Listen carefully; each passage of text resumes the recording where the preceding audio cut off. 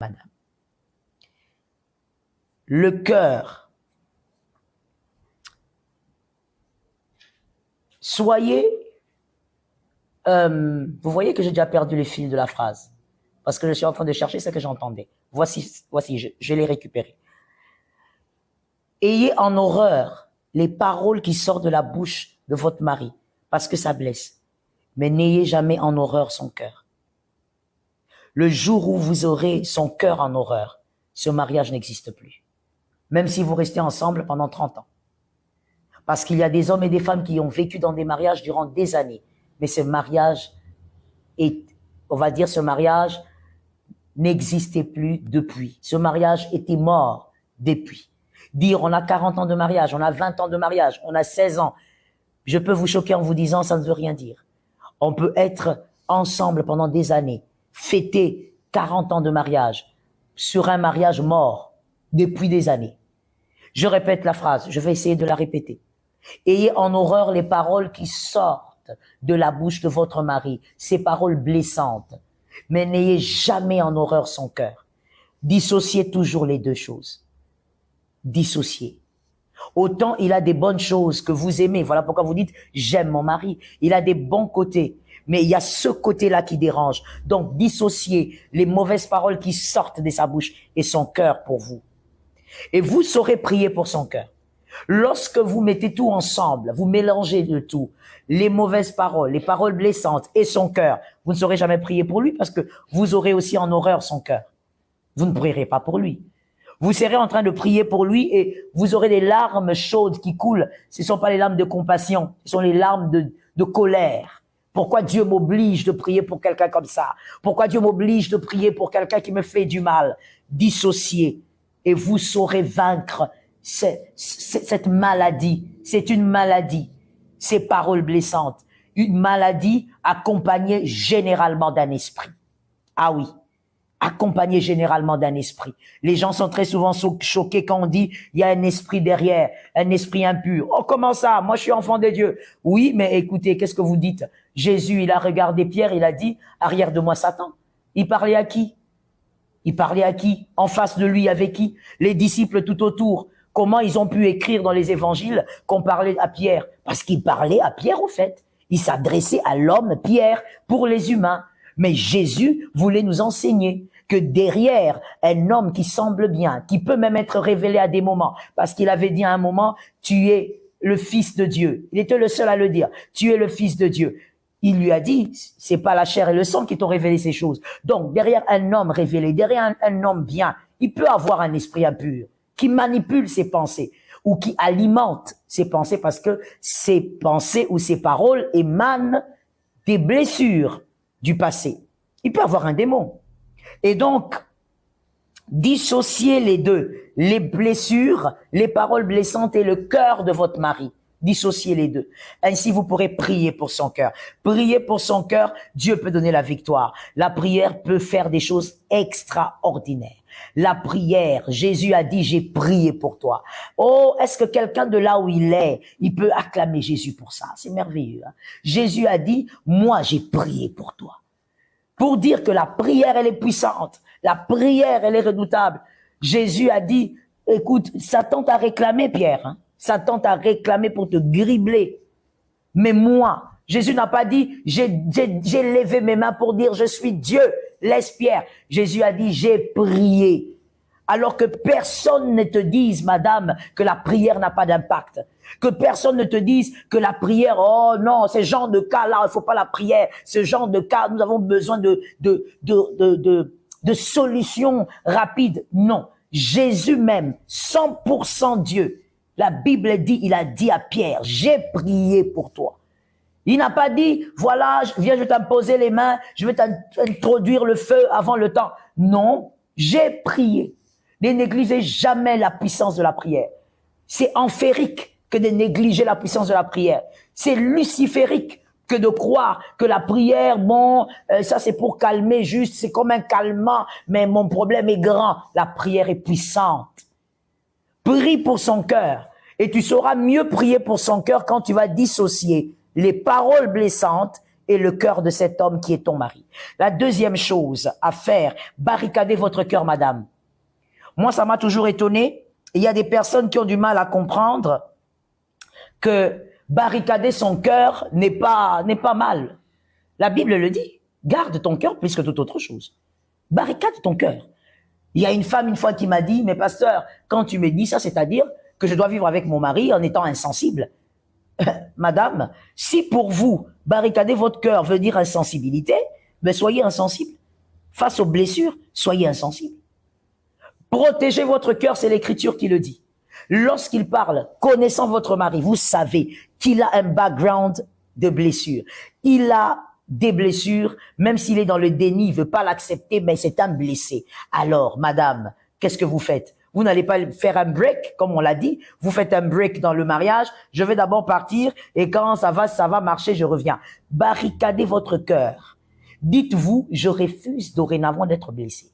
Quand il parle, vous le regardez, vous l'écoutez sans l'entendre. On peut écouter sans entendre. On refuse d'être atteint. C'est un choix. Refuser d'être atteint. Non, tous les jours, quand il se lève, il m'insulte. Refusez d'être atteint, madame. Vous savez que la chose blesse quand on laisse accès à la chose.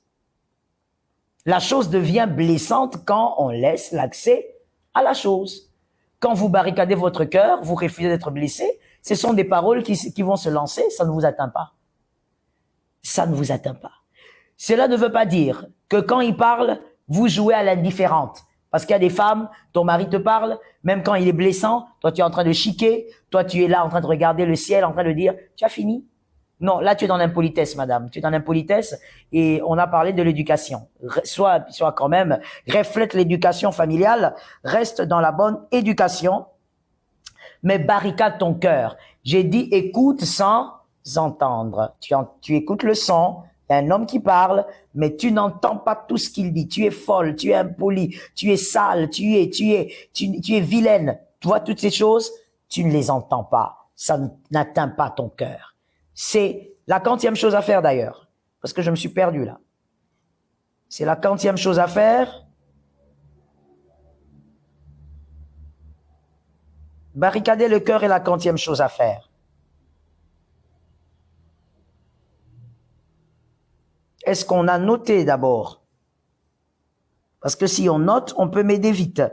Barricader le cœur est la 40e chose à faire.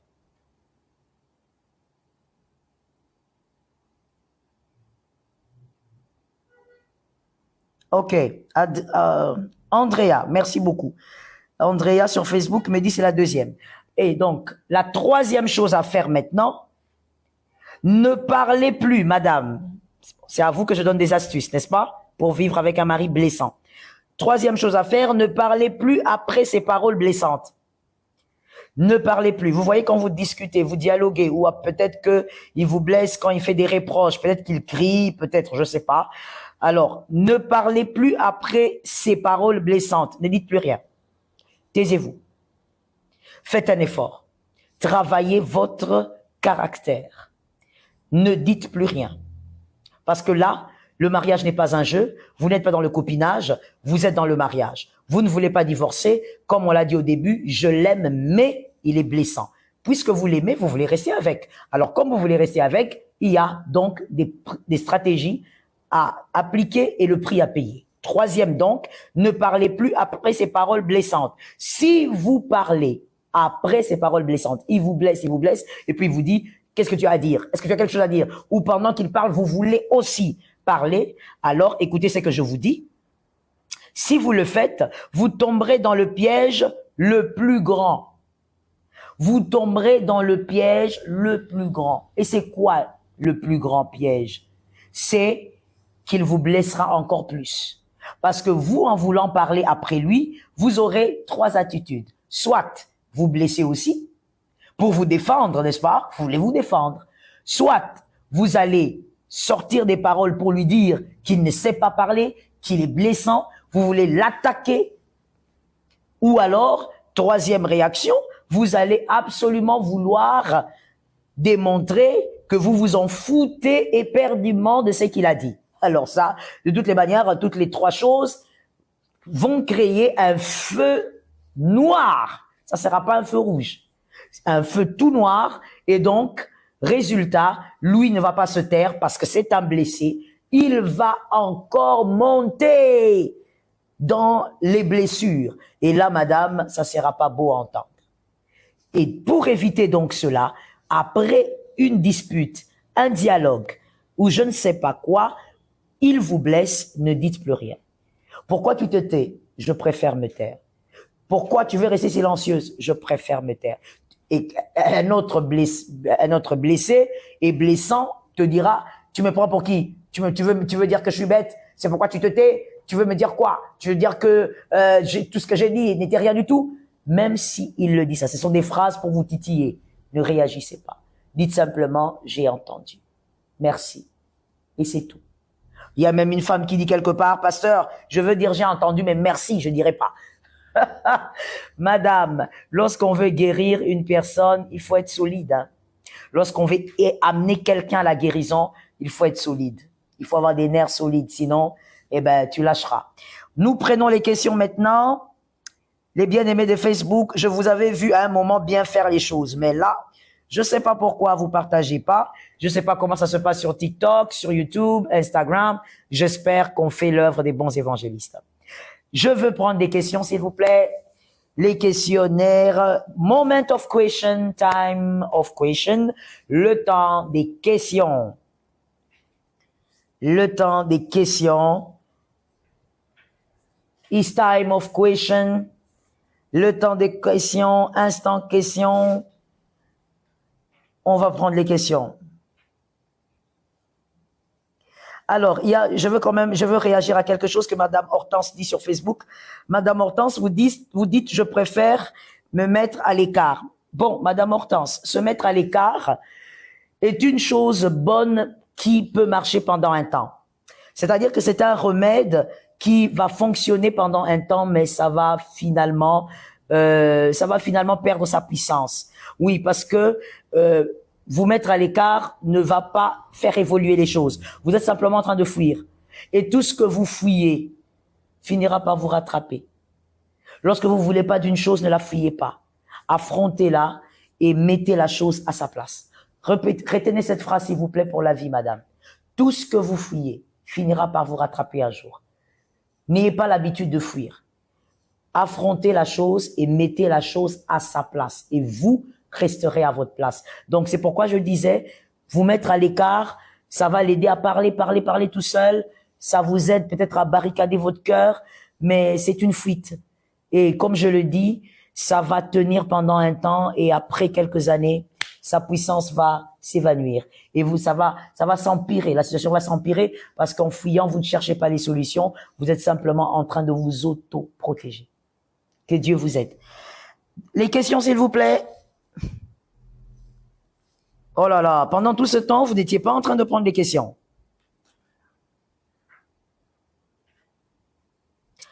Eh ben, je réponds même aux questions directement parce que là, Madame Symphonie, si j'ai massacré votre nom, excusez-moi, sur Facebook. Alors, je viens de répondre à votre question quand vous dites comment faire quand ça se passe tout le temps, c'est récurrent. Ben, j'ai répondu, il y a 3 stratégies, madame. Faites les 3 stratégies. Posez-vous dessus. Posez-vous dessus. Aujourd'hui, j'ai parlé plus de vous en tant que femme. J'aime mon mari, mais il est blessant. J'ai brossé un tout petit peu le type de mari et je vous ai donné les 3 pistes de solution. Et par rapport au mari, on en parlera évidemment une autre fois. Alors, j'ai demandé la fois dernière de me donner comment les questionnaires? Retenez ça, s'il vous plaît, d'accord? Et faites ça pour le reste. Ne me donnez pas les questionnaires comme vous me l'avez donné là. Ça me complique. Alors, Instagram. Adèle Jackson. À chaque fois que mon mari me fait des reproches, il est très blessant. Et quand je lui fais comprendre cela, monsieur ne trouve rien de méchant dans sa façon de faire. Je ne sais plus comment m'y prendre, que faire. Madame Adèle, vous m'avez pas suivi? Je vous ai expliqué les 3 stratégies, n'est-ce pas? Alors, et j'ai même parlé de l'attitude de votre mari. Au fait, lui, il est dans le déni. vous avez un mari qui est dans le déni. Et donc, et j'ai dit aussi qu'en dehors du déni, c'est aussi une question éducationnelle. On n'a pas été éduqué de la même manière, donc normal que ça ne vous choque pas que votre mari banalise ce qu'il dit qui vous blesse. On n'a pas la même éducation et donc c'est très normal. Et je vous ai donné les 3 stratégies à faire quand on a un mari blessant. Divine Walongo, bonsoir pasteur, ma question est celle-ci. Comment vivre avec un homme qui considère la femme de ménage que toi? Oh là là, je reprends la phrase. Comment vivre avec un homme qui considère la femme de ménage que toi? Alors, Madame Divine, j'ai pas envie d'allumer le feu dans votre couple, là. Sinon on va dire, le pasteur Joël, elle est venue, elle a dit des choses, et puis demain, je veux voir votre mari débarquer chez moi. Non, je veux pas allumer le feu dans votre couple, mais je veux simplement vous répondre par une question. Non, pas par une question. Je veux vous répondre de cette manière. Écoutez bien ma réponse, comme une femme intelligente, parce que je sais que vous l'êtes. Alors, écoutez et faites comme David. On parle une fois, vous écoutez 2 fois. Cherchez à savoir pourquoi votre bonne est plus valorisée que vous. Cherchez à savoir. Et chercher à savoir n'est pas le fait de poser des questions à la bonne. Vous n'aurez rien. Ou à votre mari. Fouinez. Vous avez le droit de fouiner. En ce qui concerne la bonne, elle est dans votre maison. C'est votre dame de ménage. Elle est sous votre responsabilité quand elle est chez vous. Vous la payez pour un service.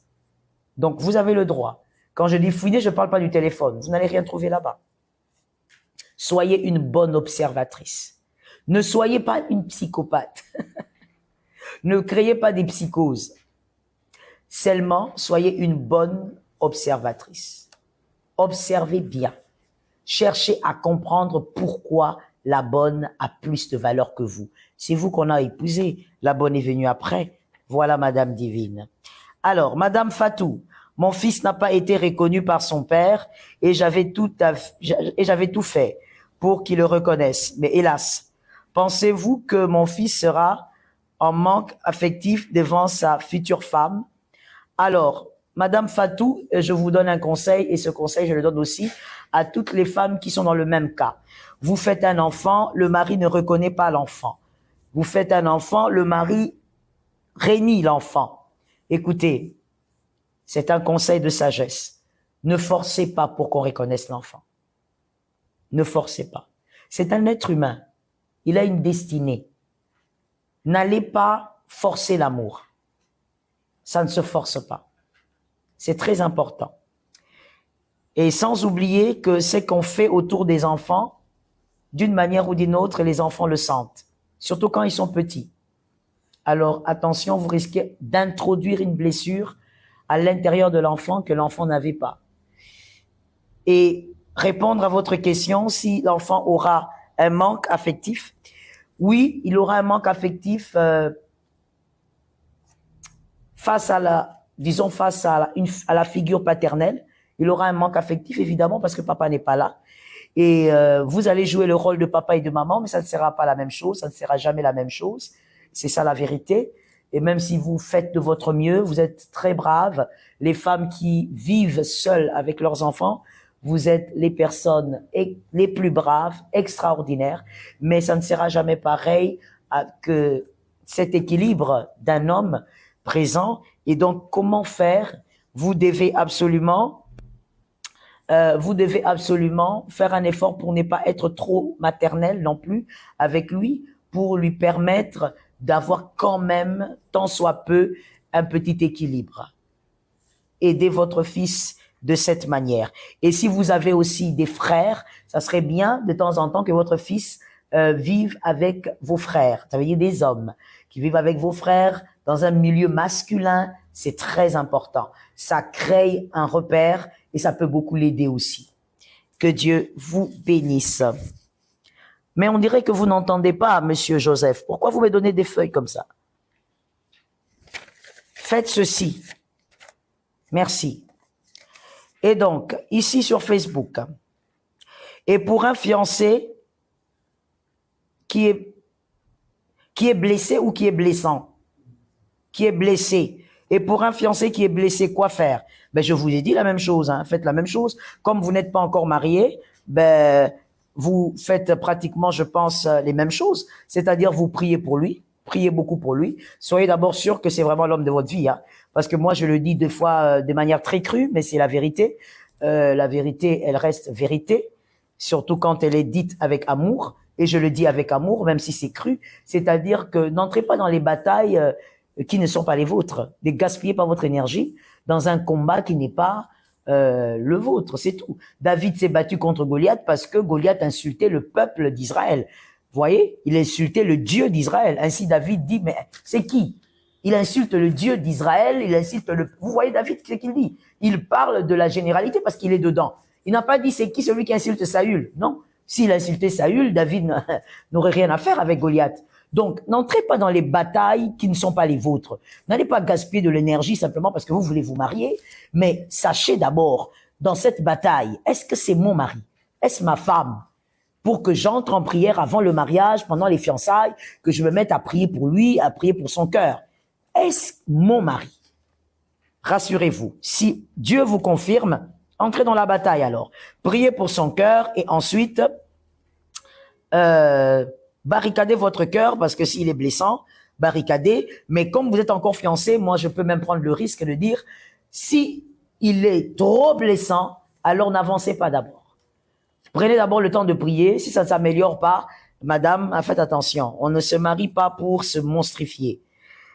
Ruth, Facebook, comment vivre avec un homme divorcé et blessé? Je vous avais dit, je crois, il y a 2 jours, attention avec un homme divorcé. Un homme divorcé et un homme qui perd sa femme sont les hommes les plus difficiles à vivre avec. Attention, vous devez vous préparer convenablement pour épouser un homme divorcé. Vous devez étudier comment vivre avec un homme divorcé. Étudier comment vivre avec un homme qui a perdu sa femme. Ce sont les hommes les plus difficiles à vivre avec parce que ce sont des hommes qui ont vécu avec des femmes. L'un a peut-être quitté sa femme à cause de certaines choses qu'il ne supportait plus. Et donc, avec vous, il sera très regardant aussi. Je parle du divorcé. Il sera très, très regardant, mademoiselle. Très.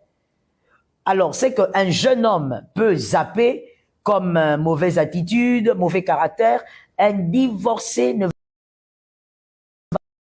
va pas zapper. Il aura l'œil sur les détails. Pourquoi? Parce qu'il ne veut pas revivre la même chose. Il ne veut pas revivre le passé. Donc, madame, c'est pas facile. Mademoiselle, c'est pas facile. Je vous dis donc que ce qu'il faut faire, déjà qu'il est divorcé, c'est difficile. Et en plus, blessé, alors, vous devez absolument régler son problème de blessure avant le mariage. C'est mieux. C'est mieux de régler ça avant le mariage. Si vous êtes déjà marié, alors appliquez les stratégies que je viens de donner. Nous sommes toujours... Non, là c'est YouTube. YouTube dit ceci. Comment reconnaître dans les fiançailles un homme blessant? Mais il vous blesse, maman. C'est si simple que ça. Yes, il vous blesse. Un homme blessant, c'est pas... Vous savez, madame, le problème, ou mademoiselle, parce que c'est fiancé. Vous savez, mademoiselle, le grand problème avec vous, les célibataires, c'est que vous aimez trop couvrir le mal. Je sais pas pourquoi. Je me pose moi-même la question, est-ce que quand j'étais célibataire, j'étais comme ça? Je sais pas. Je sais plus. C'est un mal. C'est un mal. Il faut pas vouloir couvrir le mal. Il faut pas justifier le mal parce que vous voulez absolument vous marier à cette femme. Parce que vous voulez absolument cette jolie femme chocolat au lait. Parce que vous voulez seulement que ça soit elle. Vous voulez seulement que ce soit lui. Alors vous couvrez le mal. Même ce qui est devant vous, ce qui est grave. Non, c'est juste parce qu'il était fâché, parce que mon téléphone, je répondais pas au téléphone. Ayez les yeux ouverts. L'amour est aveugle pour les païens. Pour les enfants des dieux, l'amour voit. L'amour voit. Si on veut aller plus loin, l'amour c'est Jésus et l'amour voit très bien. L'amour voit. C'est que nous ressentons dans nos cœurs. C'est Jésus qui nous l'a communiqué. Nous, les enfants de Dieu, l'amour a des yeux. Lorsque vous êtes dans les fiançailles, j'entendais un homme de Dieu, précisément c'était le pasteur Marcelo, qui disait, vous êtes dans les fiançailles, mais on te bat. Et toi, tu dis quoi? Non, il est fâché parce que il m'a attendu à l'arrêt des bus, je suis venu avec 3 minutes de retard. C'est juste quand il est en colère. Mademoiselle, pourquoi tu rêves? Pourquoi tu veux couvrir le mal? Il va te brosser dans le mariage. Un homme qui ne craint même pas lever la main sur toi. Une autre encore va dire dans les fiançailles ou pendant les moments des préparatifs, elle dit quoi? Non, il m'a pas battu, il m'a juste giflé. Juste, hein? C'est juste une gifle, hein? D'accord. Comme on l'a dit, il y a aussi des choses qui sont liées à l'éducation. Si toi, tu as grandi avec un père qui te giflait, des grands frères qui te bastonnaient, tu vas banaliser une gifle. Mais attention, le mari, c'est pas papa. Le mari, c'est pas le grand frère, hein? Ah non. Ah donc, dans le mariage, là, la gifle va se transformer à 4 gifles. Et après la gifle, après 4 gifles, il va se dire dans sa tête, elle ne comprend toujours pas. Parce qu'en fait, lui croit que c'est en battant la femme qu'elle va comprendre. C'est comme ça qu'il est. Et donc, comme tu as couvert ça dans les fiançailles, dans le mariage, maintenant, il va devenir foreman. Foreman ou Ali. Il va te bastonner avec des coups. Quand un homme dans les fiançailles déjà te dit, comment tu peux être idiote? Mais c'est blessant. Toi, tu attends quoi, en fait, pour comprendre qu'il est blessant? Tu attends qu'il insulte tes parents? Ben non. Ça viendra. S'il commence déjà par t'insulter, toi, ça viendra. Insulter maman et papa, c'est une affaire de temps. Quand il aura l'anneau au doigt, il va insulter. C'est une affaire de temps. C'est à toi de comprendre et de ne pas couvrir le mal. Il faut voir. Ne pleurez pas pour des choses que vous avez acceptées vous-même, s'il vous plaît. Est-ce qu'on peut m'écrire cette phrase pour quelqu'un qui va venir après? Évitez de pleurer pour le mal que vous avez vous-même accepté. Évitez. Que Jésus nous aide. YouTube. Mais vous me donnez les mêmes questions là. TikTok. Baby Flow. T'as un nom de flow hein, en même temps. Baby Flow. Et si la personne ne change pas malgré tes efforts? Bon, Baby Flow, il y a une nuance. Ce ne sont pas tes efforts qui vont changer ton mari. Non. Non, non, non. Un homme peut changer des chemises à cause de tes efforts. Il peut changer des chaussettes à cause de tes efforts. Il peut arrêter de porter le même caleçon pendant des jours à cause de tes efforts parce que tu es sa femme. Mais le cœur, Baby Flow, tu es à côté de la plaque. Le cœur ne change pas à cause de tes efforts. Là, déjà, je corrige ta phrase. C'est pourquoi j'ai commencé en disant prier. Parce que la prière n'est pas d'abord l'œuvre de tes efforts. Non. C'est vrai que c'est toi qui pries, mais c'est pas toi qui fais. Toi, tu parles. Tu parles à Dieu. C'est pas toi qui fais. Et donc, il faut retenir ça. Si tu veux faire des efforts pour changer ton mari, tu as déjà échoué. Voilà. Deuxième question TikTok, Sarah. Comment faire quand tu te tais et ton mari saute sur toi? Oh goodness. What is this? Qu'est-ce qui se passe? C'est Tarzan? My goodness, what is wrong? Pourquoi il saute? C'est quoi? Il a un problème? Il a des jambes ou il a des ressorts? Pourquoi il saute?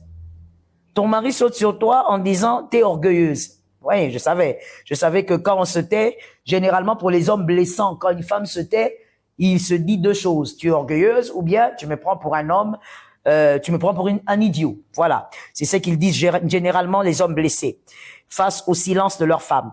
Alors, maman, quand il saute sur toi, il saute 1 fois ou 2 fois. Hein? Excusez-moi, Sarah, s'il te plaît, écris ça bien. Il saute 1 fois, 2 fois comme Tarzan ou bien plus. Hein? Quand il saute plus, là, il faut faire intervenir quelqu'un, s'il te plaît. Comme je l'ai dit, pas faire intervenir la famille, parce que la famille n'est pas amnésique, parce que tu peux aussi faire intervenir la famille. Tu as un petit frère un peu terrible, il vient là, il bastonne ton mari, toi-même tu commences encore à te fâcher. Ne touche pas mon mari. Vous les femmes, vous êtes compliquées. Donc ne fais pas intervenir ta famille, mais fais intervenir ton pasteur ou le parrain. Vous avez un parrain, n'est-ce pas? Il faut faire intervenir. Quand il saute sur toi, c'est dangereux. Il peut t'étrangler, tu peux t'évanouir, tu peux mourir, maman. C'est pas possible. Pourquoi vous sautez sur elle, monsieur? Évitez ça, s'il vous plaît. C'est pas très normal. C'est pas très normal. On n'épouse pas une femme pour la battre, pour sauter sur elle. S'il vous plaît. Si vous avez besoin de sauter sur quelque chose, allez sauter sur un trampoline. Sautez là-bas. Défoulez-vous sur le trampoline. Sautez. TikTok. Jenny Asanga. Après une semaine de prédote, j'apprends que mon fiancé a engrossé une autre fille. Que faire? Après une semaine de prédote. Jenny, excuse-moi, je ris pas en méprisant ta douleur. Mais ce qui me fait rire, c'est que, comme je viens de le dire tout à l'heure, Jenny, tu as été amoureuse avec les yeux fermés. Hein? Tu as été aveugle en amour. S'il a engrossé une fille après une semaine de prédote, c'est qu'il était déjà avec cette fille. Il vivait déjà. Mais tu vois ce que je viens de dire tout à l'heure aux célibataires. Vous voyez que j'ai raison. Vous voyez que j'ai raison. Je ne maîtrise pas tout, mais j'ai raison de temps en temps. Quand j'étais en train de... Les célibataires, vous aimez trop couvrir le mal. Certainement que tu avais vu un mouvement suspect avec une fille. Tu as banalisé. Peut-être que tu avais vu un mouvement suspect avec cette fille-là. Tu as banalisé. Pourquoi? Parce que tu veux, soit tu veux absolument te marier, ou alors tu veux absolument de cet homme. Tu vois là où ça t'a amené? Alors, qu'est-ce que tu dois faire maintenant? Jenny, tu as deux choix. Soit tu abandonnes ce menteur qui est dangereux, parce que je réchoque en disant que c'est un menteur dangereux. Il te prédote. Avant même de te prédoter, au fait, il était déjà en train de chevaucher quelqu'un. C'est pourquoi elle est tombée enceinte une semaine après la prédote. On ne tombe pas, on tombe enceinte, c'est vrai, un jour, mais la grossesse se sait après quelque temps. Donc, il a d'abord chevauché et puis il est venu te prédoter. Donc, c'est un gros menteur. Tu as le choix entre quitter ce menteur parce qu'il est dangereux et tu fais ta vie, il fait sa vie avec cette fille ou avec une autre qui va supporter ça. Ou alors tu acceptes parce que tu es tellement amoureuse, tu assumes, tu vis avec, tout en sachant que tu vis avec un homme qui peut te mentir encore demain, tout en assumant le fait qu'il y a un enfant quelque part. Tes enfants ne seront pas les seuls et tu devras accepter cet enfant parce qu'il est le fruit de la semence de ton futur mari. Voilà les deux choses que tu as, les deux options que tu as. À toi de choisir. Comme Dieu disait, la parole dit, je te présente deux chemins, la vie et la mort. Tu as deux voies. Soit tu pars parce que c'est quand même quelqu'un qui t'a menti et qui a fait très fort, et tu envisages ta vie avec quelqu'un d'autre, ou alors tu restes, mais assume. Assume. Tout à l'heure, on a dit une très belle phrase, et je l'ai dit même comme si je prophétisais, en disant que lorsque on ne pleure pas pour un mal qu'on a accepté.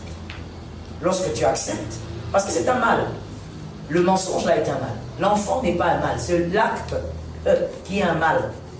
C'est un mal si tu acceptes donc de vivre avec cet homme, demain ne pleure pas pour ça. Assume. Ne va pas te plaindre dans ta famille. Ne te plains pas chez ta belle famille. Ne te plains pas auprès de ton pasteur.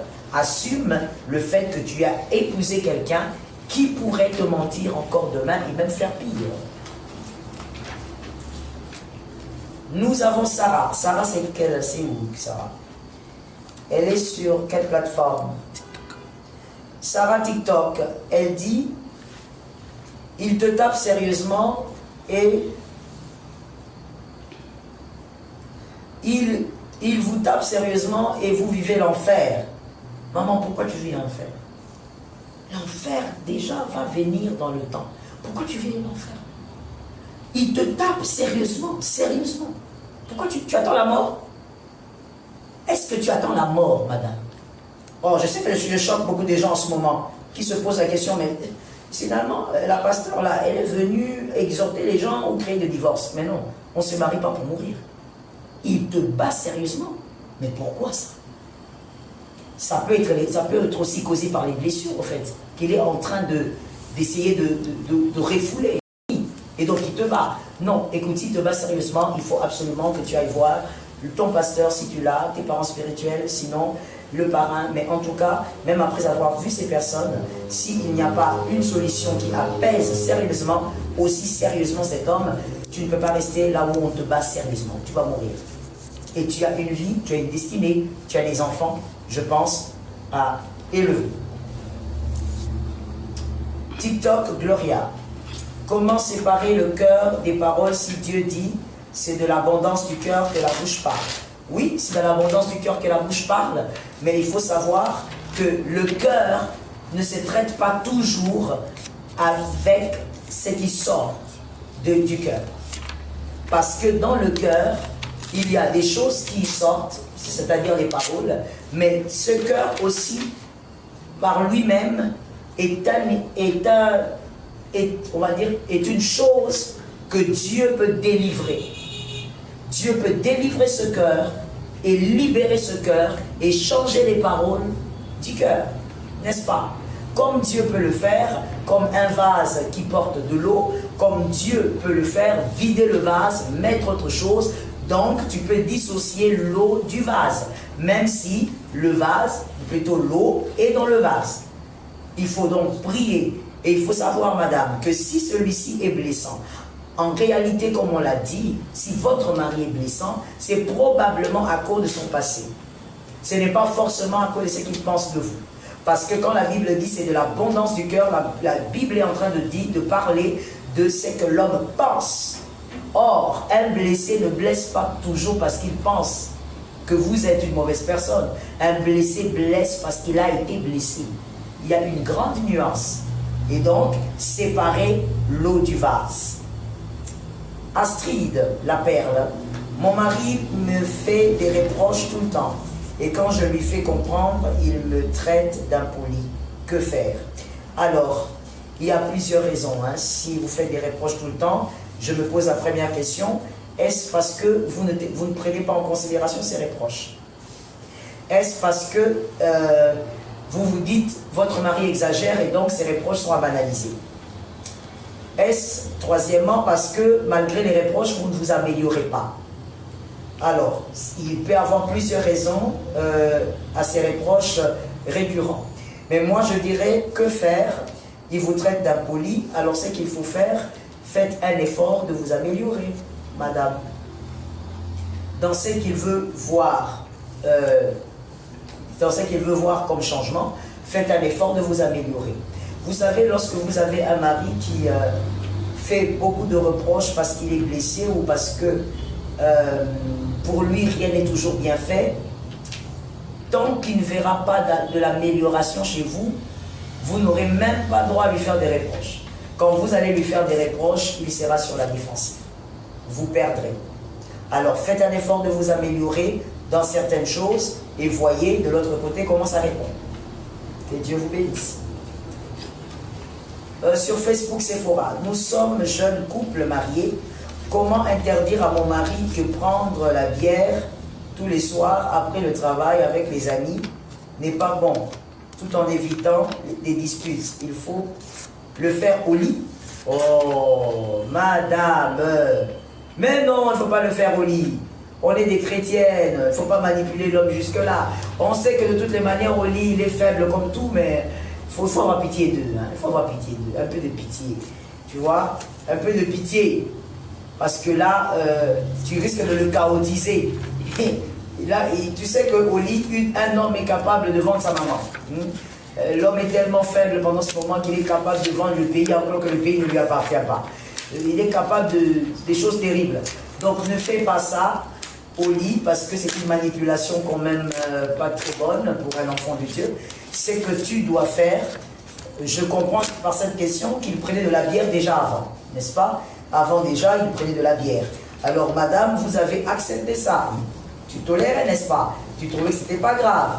Tu vois, comme je viens de le dire, les célibataires, vous tolérez le mal parce que vous voulez vous marier.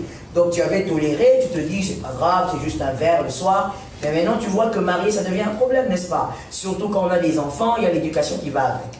Alors, la solution ici, comme tu es un jeune couple, ce qu'il faut faire, c'est que tu dois plus prier pour lui qu'autre chose. Lui reprocher cela, il ne va pas l'arrêter. Et ça va devenir maintenant un dérangement. Tu vas commencer à l'agacer. Et quand tu l'agaces, ça élève les disputes. Et pire encore, il va commencer à les faire sciemment pour t'énerver et te prouver qu'il ne fera pas parce que toi tu le dis.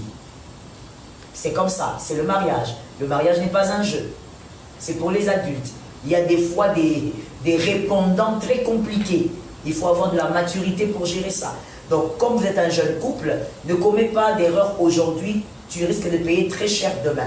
Ne va surtout pas en parler à ses amis. En disant à ses amis, écoutez, il faut l'aider, il doit arrêter.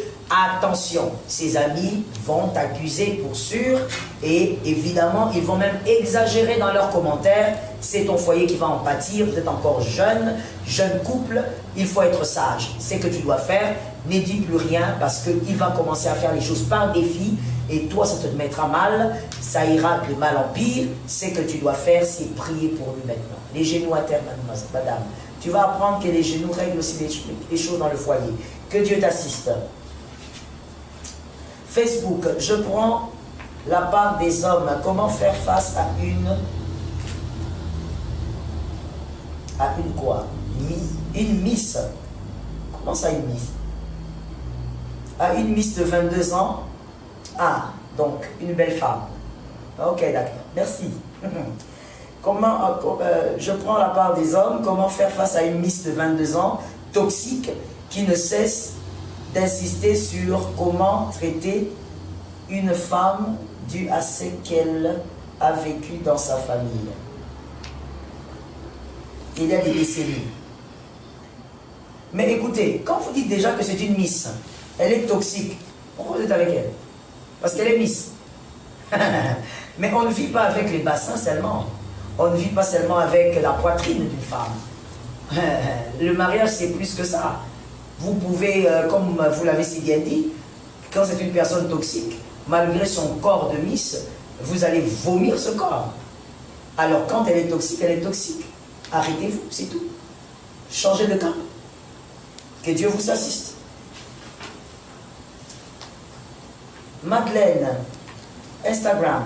Maman, tout le monde dit constamment, soyez sûr que c'est l'homme de votre vie. Finalement, quels sont ces types de prières à faire pour voir notre conjoint de la destinée? On a parlé de ça. Madeleine, tu n'as pas suivi les directs. Aujourd'hui, nous sommes au 5e jour. Nous sommes au 5e jour. On a parlé de ça longuement la semaine passée. Revisitez, s'il vous plaît, nos directs. Vous allez voir. On a donné les détails et vous allez comprendre. Et Madeleine, il faut prendre ça au sérieux, ok? Il ne faut pas prendre ça pour du blabla. C'est sérieux. L'homme de la destinée existe, la femme également. Il ne faut pas commettre d'erreur. Tu risques de pleurer toute une vie. On ne banalise pas les choses. Le mariage n'est pas un jeu. Quel conseil pouvez-vous donner à une femme qui se plaint souvent et rappelle toujours son vécu? C'est une femme plaintive, ce n'est pas une bonne chose. Alors, je dis à cette femme d'abord, je veux te rappeler la prédication que le Seigneur nous a permis de donner ce dimanche. Délivre-toi de ton passé. Libère-toi de ton passé. La pesanteur du passé pèse sur toi sérieusement, madame. Il faut arrêter de justifier un mauvais comportement par son background. C'est de l'enfance, ça. Quand on est adulte, on est mature, on ne justifie pas ces mauvais actes du présent par le passé. En 2024, tu nous mets mal à l'aise, tu es toxique, et tu nous dis quoi? Non, mais quand en 2020, j'ai été torturé quelque part. Mais tu as été torturé, mais aujourd'hui, les années sont passées. Libère-toi de ton passé, vis ta vie. Libérez-vous de votre passé, madame, s'il vous plaît. N'oubliez pas qu'une femme plaintive, c'est très agaçant. Aucun homme ne supporterait vivre avec une femme plaintive. D'ailleurs, moi, au nom de Jésus, je déclare Faya que mon fils ne rencontre pas une femme plaintive. Il sera malheureux toute sa vie. C'est pas possible. C'est très agaçant. Alors, libérez-vous de votre passé, madame, s'il vous plaît. Libérez-vous. Ce sont des chaînes. Vous êtes prisonnière de vous-même. Libérez-vous. Rachetez. Que faire quand un homme vous demande en mariage, craignant Dieu,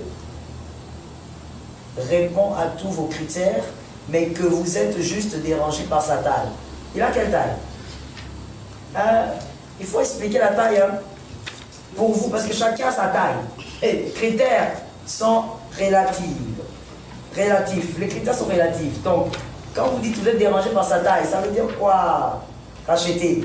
Premièrement, vous avez dit il vous demande en mariage. C'est un bon garçon, parce qu'il ne veut pas faire des bêtises. Il demande en mariage. Deuxièmement, il répond à tous vos critères. Ok, 100%. Et puis, il craint Dieu. Oh, c'est mignon. Surtout ça, très intéressé. Il craint Dieu. Il va donc communiquer une bonne éducation aux enfants. Mais la taille dérange. C'est quelle taille que vous n'aimez pas racheter? Il est trop grand. C'est quelle taille vous n'aimez pas? Il est comme Goliath. Ou alors, pour vous, il est un peu trop petit. Ah, racheter. Moi, j'aime pas ces genres de questions, au fait. J'aime pas des questions qui riment avec les critères physiques. Tu vois?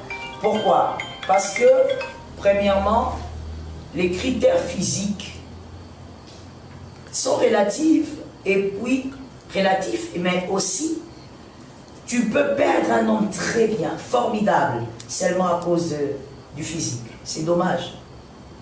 Le mariage n'est pas un jeu. Le mariage n'est pas qu'une affaire de physique. On a vu des hommes épouser des très belles femmes, physiquement, des très belles, mais aller tromper sa femme avec une femme pas du tout extra, pas du tout. Si cet homme fait ton bonheur et ce physique, si tu sais que tu sens que tu peux l'affronter, alors prends cet homme-là. Un homme merveilleux, c'est rare, hein? Un homme merveilleux, ça ne veut pas dire qu'il n'a pas de défauts. Il a évidemment plein de défauts. Mais seulement, il a des critères majeurs qui donnent la paix. C'est ça un homme merveilleux. Il a des défauts, comment pas? Ça ne veut pas dire aussi que vous n'allez pas vous disputer. Si, des fois même vous allez être en colère, lui dans la chambre et toi là-bas. Mais il a plus des critères qui te donnent la paix. C'est ça un homme merveilleux. Et ils sont rares. Je t'assure. Ils sont rares. C'est pas dans l'éloquence, c'est pas dans je sais pas quoi, c'est pas dans le corps. Ils sont rares.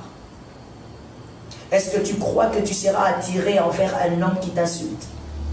Tu crois que même si tu le trouves physiquement correct, il va t'attirer? Il va pas t'attirer. Un homme qui te bat, comme cette dame qui vient de te dire, il va pas t'attirer même s'il fait partie de tes critères physiques. Donc moi je dis, si tu peux affronter ce physique, si c'est pas trop mal pour toi, tu peux prendre cet homme-là. Mais si tu te sens aussi trop mal par rapport à son physique, alors ne le fais pas simplement à cause des critères intrinsèques. Parce que tu ne dois pas un jour tromper ton mari. Il ne faut pas blaguer avec ça. Le mariage n'est pas un jeu. Le côté physique aussi joue. Même sexuellement parlant, j'espère que les mineurs ne vont pas suivre ça. Même sexuellement parlant, dans le mariage, on n'a pas les relations intimes simplement parce qu'on avait dit oui, je le veux devant l'église ou devant la mairie. Mais on a des relations intimes parce que votre mari vous attire, votre femme vous attire. Mais s'il ne vous attire pas, qu'est-ce que vous faites? Qu'est-ce que vous allez faire? Donc si tu peux affronter ça, tu peux zapper sur ça à cause de tout le bon qu'il y a, c'est bon. Mais si tu n'arrives pas à affronter madame, s'il te plaît, ne force pas. Ne dis pas comme il est chrétien, non, ne force pas. Parce que il faut l'équilibre. Tu risques de tomber par manque d'équilibre des deux choses. Que Dieu te soutienne. On va aller vers la fin, par la grâce de Dieu. On va aller vers la fin. Je prends, ça c'est l'avant-dernière question. J'ai épousé ma femme qui m'avait pas comme... J'ai épousé ma femme qui n'avait pas comme... J'ai épousé ma femme qui n'avait pas connu les hommes avant. Elle était vierge. Et du coup, la sexualité ne lui dit rien. C'est ça aussi le problème avec les vierges qu'on épouse. Hein. Enfin, quand je lui parle, elle se dit blessée. Que faire, maman? Oh, j'écoute vraiment les cris de cœur de ce monsieur. On a déjà 3 ans de mariage. Oh là là. Alors, vous savez, je veux essayer de dire ça sans m'étaler, même si c'est une question très très large. Quand vous épousez une vierge, vous avez l'opportunité d'épouser une vierge, parce qu'elles sont devenues très rares aussi. Si vous avez l'opportunité d'épouser une vierge, une vraie vierge, ok, pas une fausse. Parce que les fausses vierges existent, ce sont ces vierges-là qui veillent seulement sur la partie basse, il ne doit pas avoir pénétration, mais elles font tout. Ça veut dire elle peut même jouer dans les films de Jack Bauer, elle peut jouer dans les films d'Alain Delon, elle peut jouer dans les films de Van Damme. Tu connais Jean-Claude Van Damme? Je sais que les jeunes d'aujourd'hui ne connaissent pas, mais Jean-Claude Van Damme est un acteur qui, dans ses films, il y avait toujours des trucs bizarres. Alors cette fille-là, elle est soit vierge, certes vierge, elle n'a jamais vécu de pénétration parce qu'elle veille sur ça, mais elle fait tout ce qu'il y a de possible, même la sodomie. Et il y a des fausses vierges comme ça.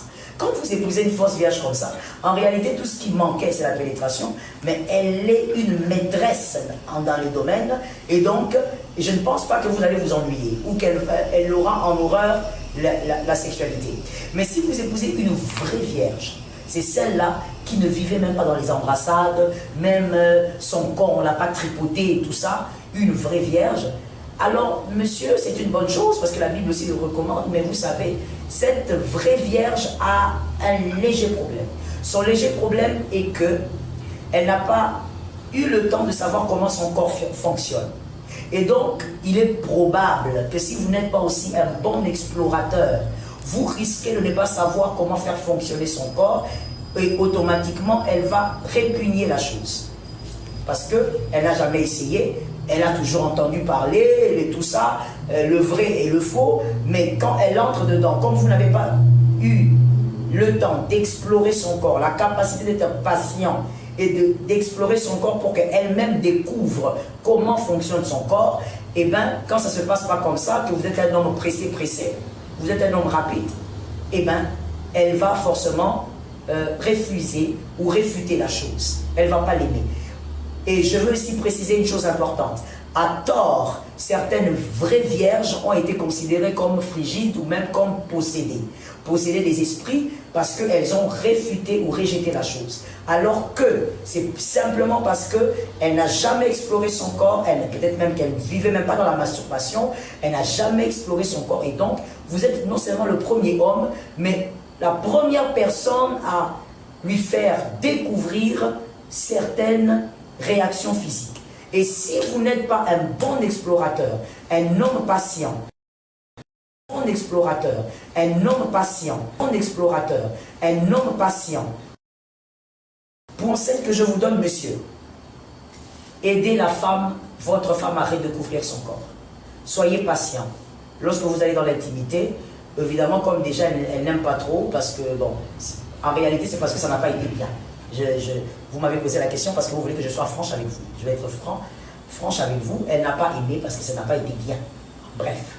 Donc, comme ça n'a pas été bien, il faudrait maintenant prendre le temps d'aller doucement explorer la femme. Ne soyez pas pressé de pénétrer. Explorez d'abord votre femme, qu'elle-même aussi découvre son corps, parce qu'elle ne sait pas ce que c'est. Aidez-la à trouver les points sensibles de son corps.